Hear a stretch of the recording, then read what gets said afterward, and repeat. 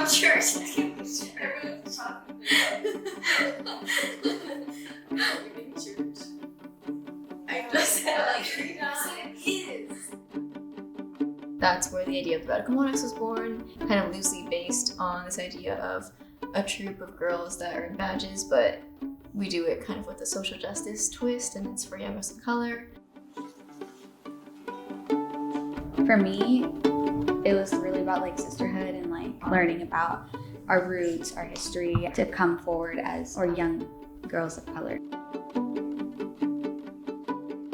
Being a young person in the society feels powerless sometimes because everybody who makes the decisions for us and our future is older and was not elected by us. And that is one of the most frustrating things because we aren't taken seriously and everybody's talking about how we're going to be, we're going to change the future, but we are alive now and we want to make a difference now. And we can't just sit and like look at all of these events that are occurring as we grow up and that are going to affect the future that, we're going to live.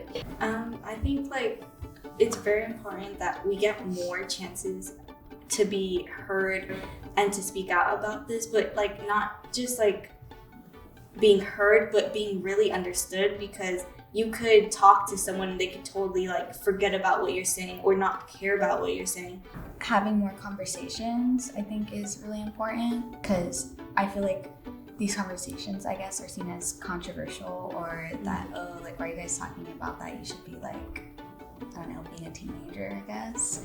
But like, I feel like right now, being a teenager, these are our problems, and these conversations should be more normalized, and I think that's something that can definitely help. I think it would be very important to make spaces, not just like, oh, you have to join a group like the Radical Monarchs to learn about this stuff, but to really put it into everyone's lives. So like school, for example. Exactly, these ideas of feminism that we've been taught for a long time is that the history of feminism is seen as more perfect than it really is. Women working really hard for us to get the right to vote, but they don't talk about how that was a really white-dominated movement and how Black voices especially were not uplifted during that time in the way that they should have. And that's part of the history that needs to be taught in schools that we're not fully getting.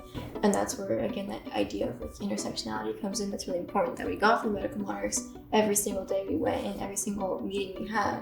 Being in that sort of space, the Radical Monarchs showed us that was really valuable and allowed us to just continue that even when everything else maybe wasn't upholding it in the same way. Yeah. That's really